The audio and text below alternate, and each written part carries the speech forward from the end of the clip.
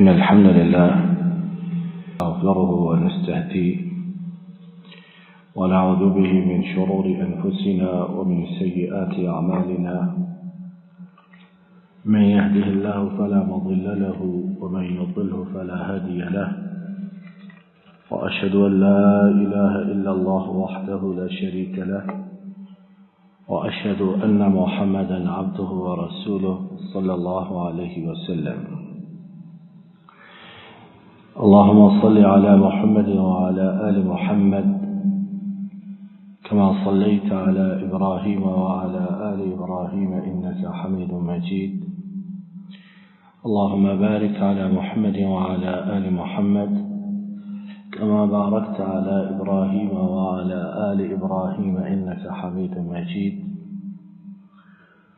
رب اشرح لي صدري ويسر لي أمري واحلل عقدة من لساني يفقه قولي. اللهم انفعنا بما علمتنا وعلمنا ما ينفعنا وزدنا علما. سبحانك لا علم لنا إلا ما علمتنا إنك أنت العليم الحكيم. أعوذ بالله من الشيطان الرجيم. بسم الله الرحمن الرحيم.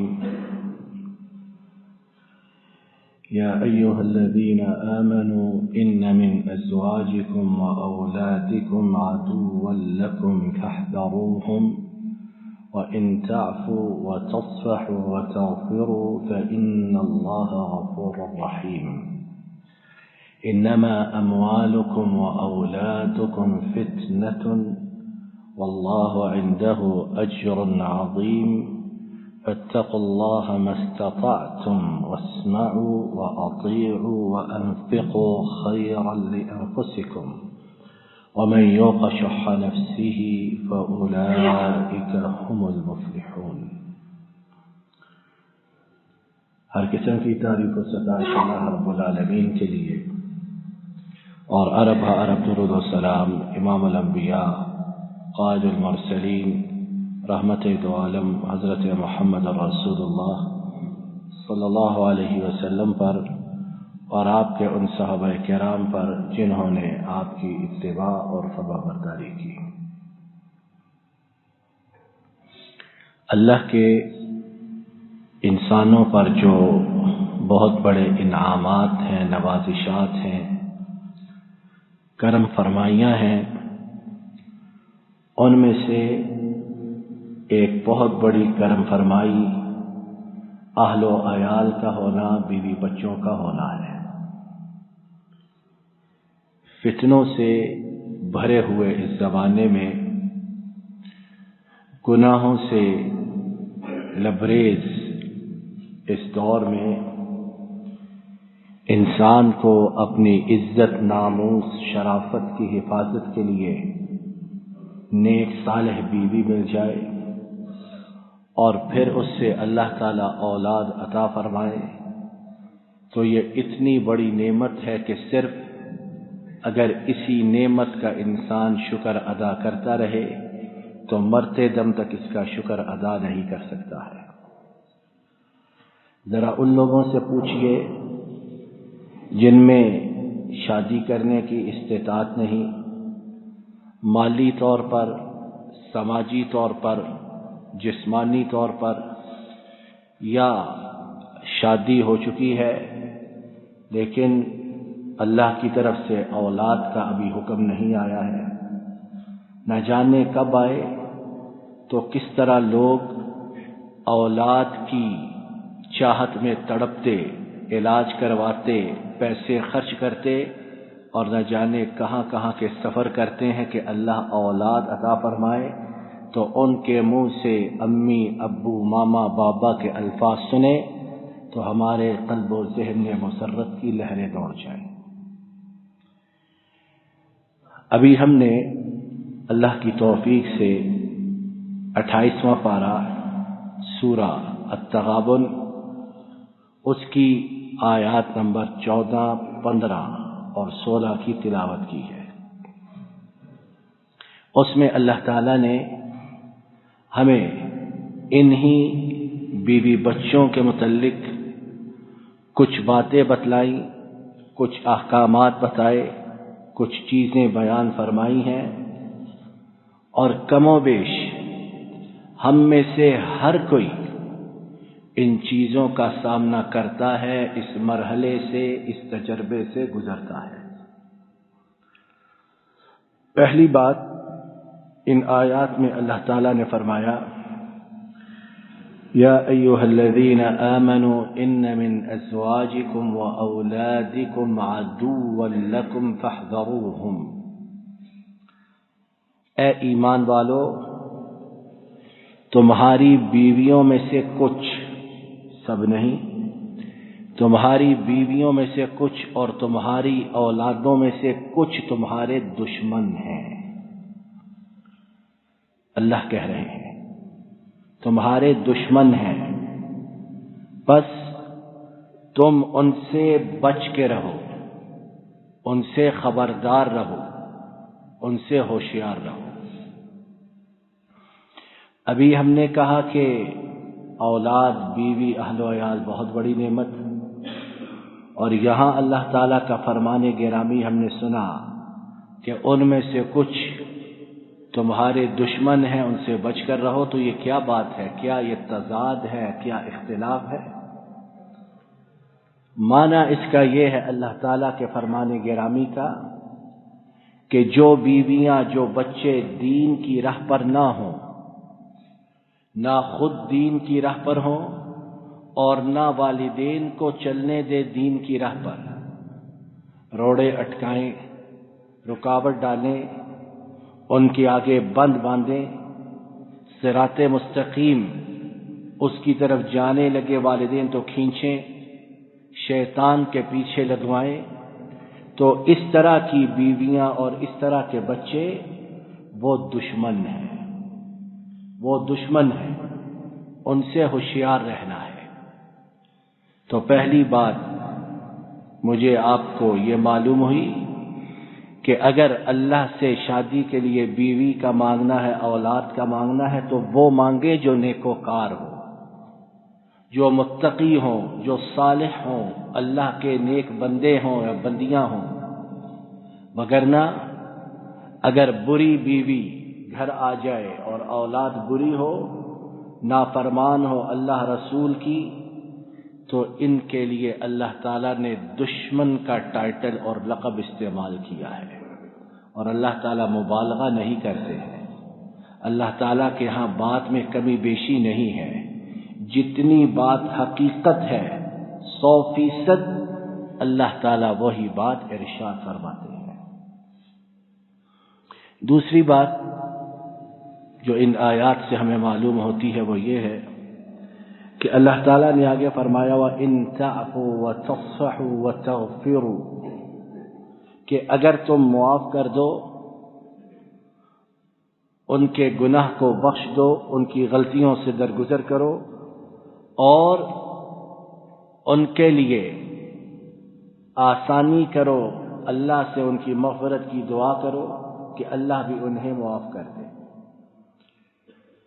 اب دشمن ہے تو ان کے لیے یہ بات کیوں کہی ہے؟ مفسرین نے، اور ہماری یہ گفتگو کا دوسرا نقطہ، اس کے متعلق یہ کہا کہ یہ دشمن ایسے ہیں کہ ان سے بندے کی علیحدگی ممکن ہی نہیں ہے۔ یہ ایسے بیوی بچے ایسی چیز ہیں کہ جتنی بھی دشمنی ہو، جتنے بھی اللہ کے نافرمان ہو، بندہ ان سے کلی طور پر علیحدہ نہیں ہو سکتا ہے، نہ گھر سے نکال سکتا ہے، نہ نان نفقہ بند کر سکتا ہے، نہ انہیں معاشرے میں اکیلا چھوڑ سکتا ہے۔ تو یہ ایسے دشمن ہیں کہ ان کے ساتھ نباہ کر رکھنی ہے، مرتے دم تک ان کا ساتھ ہے۔ تو اللہ تعالیٰ نے اس ساتھ کو نبھانے کے لیے کیسا بہترین طریقہ، راستہ بتایا کہ اگر تم معاف کرو، درگزر کرو، اور ان کے لیے اللہ سے بخشش کی، مغفرت کی دعا کرو کہ اللہ بھی انہیں معاف کر دے اور عقل دے دے، تو یہ چیز تمہارے لیے بھی اور ان کے لیے زیادہ بہتر ہے۔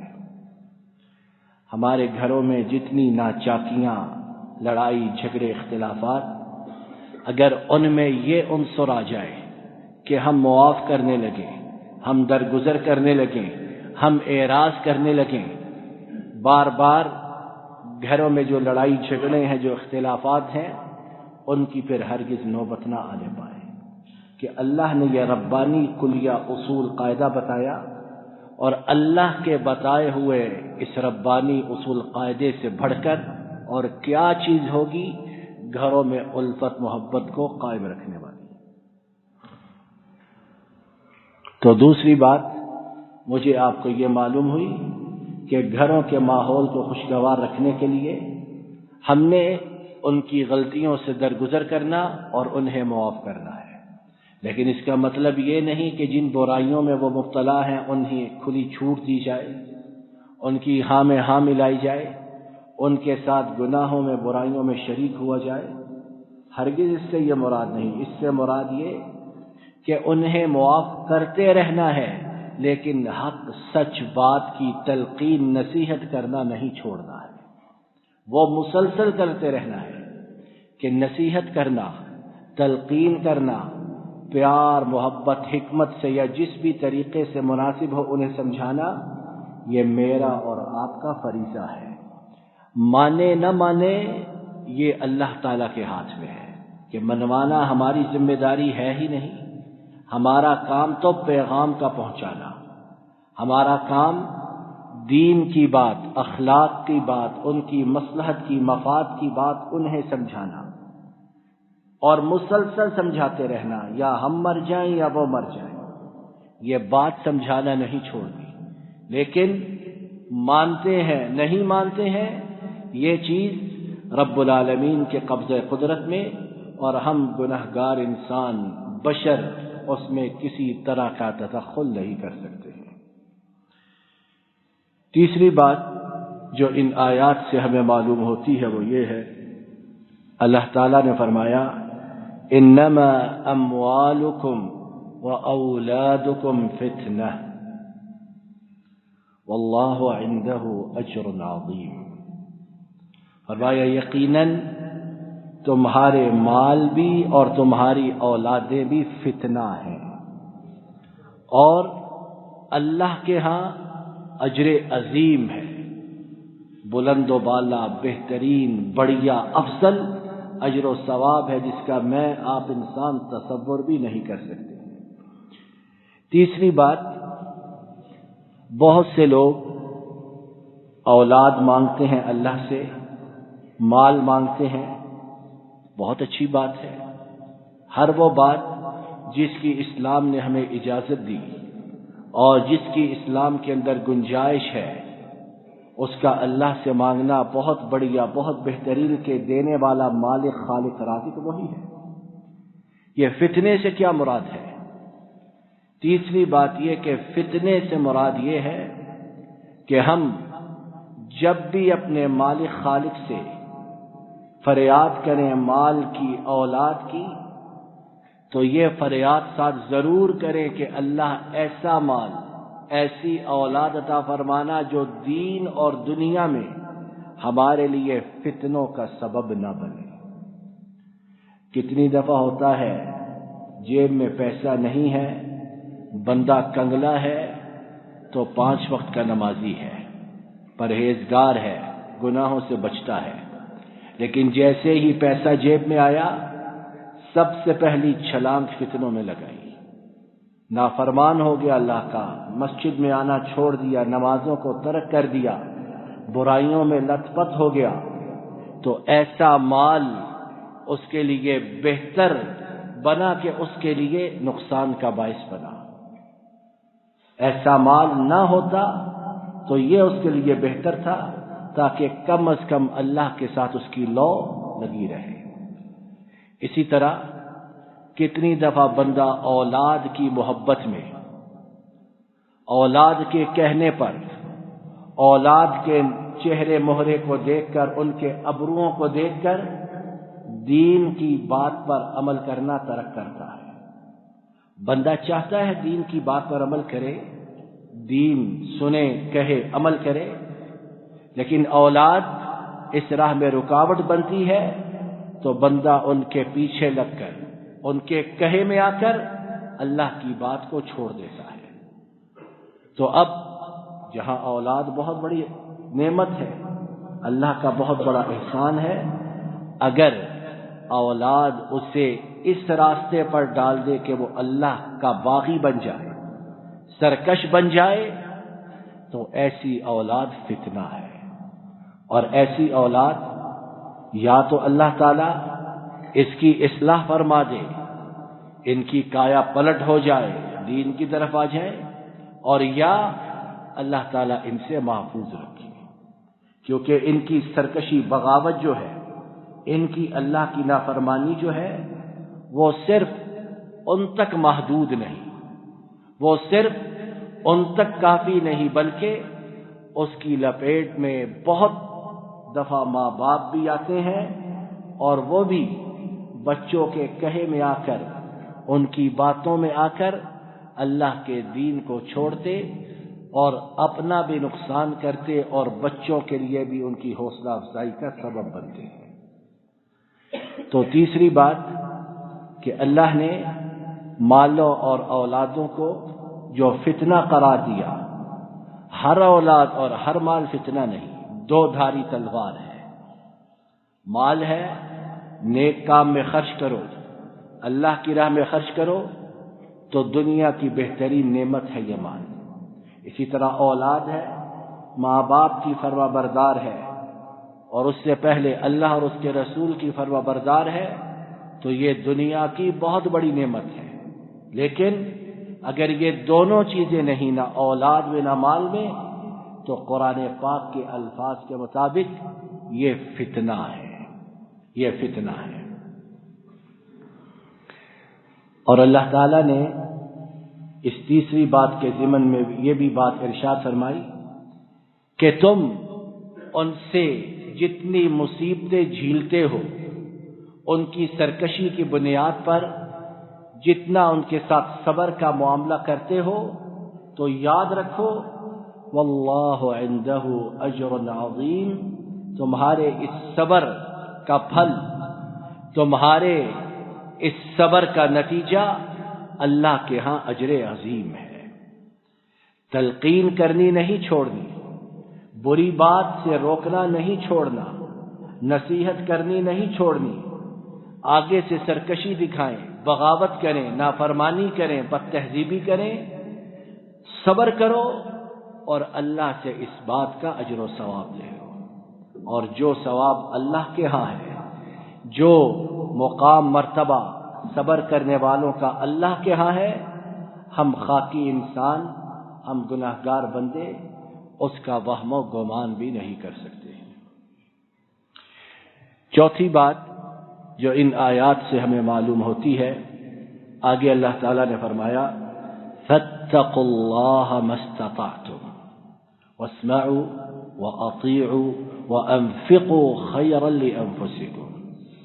فرمایا جب تم اولاد کے بارے میں پریشانی کا شکار ہو، وہ فتنہ ہے، اولاد بھی مال بھی، تو اب کیا کرو؟ خودکشی کر کے مر جاؤ، دنیا سے ترک تعلق کر کے غاروں میں جا کے بیٹھ جاؤ۔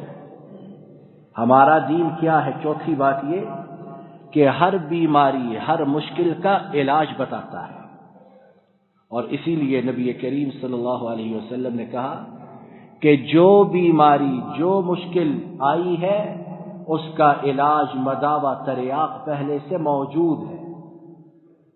یہ الگ بات ہے کہ ہم انسان اس تک پہنچتے ہیں، اسے پاتے ہیں، حاصل کرتے ہیں، یا اپنی جہالت کے باعث اس سے بے خبر رہتے ہیں۔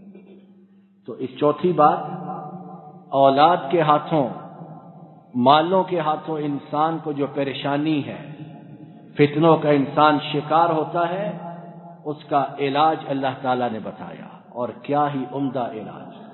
اور اللہ تعالیٰ سے بڑھ کر بہترین علاج بتانے والا، اور پھر ان کے علاج سے بہترین علاج ہو سکتا ہی نہیں ہے۔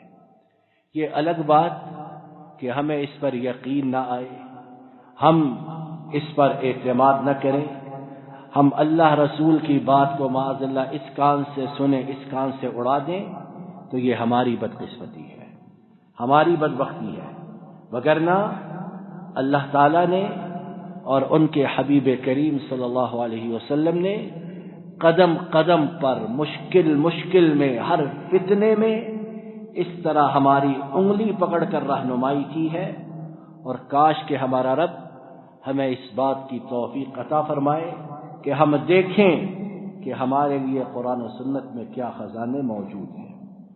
علاج کیا ہے؟ پہلا علاج یہ چوتھی بات کے ضمن میں کہ اللہ کا تقوی اختیار کرو، خود نیکی پر کاربند رہو۔ اولاد نافرمان ہے، مالوں کا فتنہ موجود ہے، لیکن تم نے تقوی کی راہ کو نہیں چھوڑنا ہے، تم نہ کہیں پھسل جانا، تم نہ کہیں بہل جانا، تمہیں نہ شیطان کبھی برگلا دے، تم اپنی استطاعت کے مطابق، اپنی حیثیت ہمت کے مطابق اللہ کے راستے پر گامزن رہنا، یہ پہلا علاج۔ دوسرا علاج واسمعوا، جو اللہ اور اس کے رسول صلی اللہ علیہ وسلم تمہیں کہتے ہیں اسے غور سے سنو، کانوں کو بند نہیں کرنا، دل چھوٹا کر کے کان منہ لپیٹ کر اعراض کر کے نہیں نکل جانا، بلکہ جو اللہ رسول تمہیں بتلا رہے ہیں فتنوں سے بچنے کے لیے اسے غور سے سنو۔ اور جب انسان ڈاکٹر کی، حکیم کی، طبیب کی بات غور سے سنتا ہے تو اللہ کے فضل و کرم سے دل کا آدھا بوجھ جو ہے وہ ہلکا ہو جاتا ہے، اور جب علاج اس مالک کی طرف سے ہو، اس خالق کی جس نے مجھے آپ کو پیدا کیا، تو اس کی بات کو غور سے سننے کے بعد ہماری تکلیف، ہماری اذیت کس قدر کم ہو جائے گی۔ تیسرا علاج اللہ تعالیٰ نے یہ بیان کیا وَأَطِيعُوا، صرف ان کی باتوں کو سننے کی حد تک نہیں رکھنا، بلکہ جو سنا ہے اس پر عمل کرو۔ بہت سے ایسے بھی ہوتے ہیں اللہ رسول کی بات آئے بڑے ادب سے، احترام سے سر جھکا کے سنتے ہیں، آنکھیں بند کر کے سبحان اللہ، جزاک اللہ، ماشاء اللہ کی گردان کرتے ہیں، لیکن ان کے دل میں اسی وقت یہ میل، کچیل، کھوٹ چور ہوتا ہے کہ ہم نے کون سی ماننی ہے، بس سن لیتے ہیں، اتنا ہی ادب بہت ہے۔ جب تک نہیں مانیں گے اس وقت تک تریاق اور علاج نہیں ہوگا۔ تو ہم علاج چاہتے ہیں کہ نہیں؟ تو تیسری بات کہ جو سنا ہے اسے مانے، دم پر پاؤں آتا ہے، مصلحت قربان ہوتی ہے، مفاد پہ ضرب پڑتی ہے، چھوڑیں اور اللہ رسول کی بات کو تسلیم کریں۔ اور چوتھی بات اللہ تعالیٰ نے فرمائی کہ جو کچھ اللہ نے تمہیں مال دیا ہے اسے اللہ کی راہ میں خرچ کریں۔ یہ اللہ کی راہ میں مال کا خرچ کرنا اخلاص کے ساتھ، یہ بیماریوں کا، غموں کا، دکھوں کا ایسا تریاق ہے کہ میں آپ اس کا تصور بھی نہیں کر سکتی۔ امام بخاری نے روایت بیان کی ہے، حضرت ابو ذر کہتے ہیں آپ صلی اللہ علیہ وسلم کعبہ کے سائے تلے تھے اور آپ اللہ کی قسم اٹھا کر کہہ رہے تھے کہ سب سے خسارے والے لوگ وہ ہیں۔ آپ نے 2-3 مرتبہ یہ بات کہی۔ حضرت ابو ذر کہتے ہیں میں نے سوال کیا کہ کون بد نصیب ہے جو سب سے زیادہ خسارے والے ہیں؟ تو آپ نے فرمایا وہ سب سے زیادہ خسارے والے ہیں جن کے مال سب سے زیادہ ہے، جو کثرت سے مالوں کے مالک ہیں۔ ہاں، ان میں سے جو اپنے مالوں کو اس طرح خرچ کرے، اس طرح خرچ کرے، اس طرح خرچ کرے، یعنی اللہ کی راہ میں بے دریغ خرچ کرے، تو وہ خسارے کے اس دائرۂ کار سے نکل جاتا ہے۔ تو یہ 4 علاج اللہ تعالیٰ نے ہمیں بیویوں، مالوں اور اولادوں کے فتنے کے متعلق بتائے۔ رب العالمین اپنے فضل و کرم سے ہمیں ان پر عمل پیرا ہونے کی توفیق عطا فرمائے۔ آخر دعوانا الحمدللہ۔ إن الحمد لله نحمده ونستعينه ونستغفره ونستهديه ونعوذ به من شرور أنفسنا ومن سيئات أعمالنا، من يهده الله فلا مضل له ومن يضلله فلا هادي له، وأشهد أن لا إله إلا الله وحده لا شريك له وأشهد أن محمدا عبده ورسوله صلى الله عليه وسلم. إن الله وملائكته يصلون على النبي يا أيها الذين آمنوا صلوا عليه وسلموا تسليما. اللهم صل وسلم وبارك على عبدك ورسولك محمد صلى الله عليه وسلم. اللهم أعز الإسلام والمسلمين وأذل الشرك والمشركين ودمر أعداء الدين وانصر عبادك الموحدين. اے اللہ تمام بیماروں کو شفا عطا فرما، بے روزگاروں کو رزق حلال و فراخ عطا فرما، بے ہدایتوں کو ہدایت عطا فرما، بے اولادوں کو نیک صالح اولاد عطا فرما، پریشان حالوں کی پریشانیوں کو دور فرما۔ اے اللہ آنے والے مسائل سے، آنے والی مشکلات سے ہماری حفاظت فرما۔ جن آفات میں، مشکلات میں، بیماریوں میں ہم پھنسے ہوئے ہیں ان سے ہمیں مکمل طور پر نجات عطا فرما۔ اے اللہ ہمارے ملک کی حفاظت فرما، ہمارے ملک میں امن و امان فرما، ہمارے ملک کے بہن خواہوں کو، ہمدردوں کو سرفراز و سربلند فرما، ملک و ملت کے دشمنوں کو، غداروں کو نیست و نابود فرما۔ اے اللہ تمام کائنات کے مظلوم و مقہور مسلمانوں کی نصرت و تائید فرما، ان پر ظلم و ستم کرنے والوں کو تمام دنیا کے لیے نمونہ عبرت بنا۔ اے اللہ ہماری تمام فریاد و التجاؤں کو قبول فرما۔ ربنا ظلمنا انفسنا وإن لم تغفر لنا وترحمنا لنكونن من الخاسرين. ربنا آتنا في الدنيا حسنة وفي الآخرة حسنة وقنا عذاب النار. سبحان ربك رب العزة عما يصفون وسلام على المرسلين والحمد لله رب العالمين. الحمد لله رب العالمين. السلام علیکم ورحمۃ اللہ۔ یہ ڈاکٹر فضل الہی صاحب کا آفیشیل یوٹیوب چینل ہے، اس کو لائک، سبسکرائب اور شیئر کریں اور بیل آئیکن پریس کریں تاکہ نئے آنے والی ویڈیوز کا نوٹیفیکیشن آپ کو موصول ہو سکے۔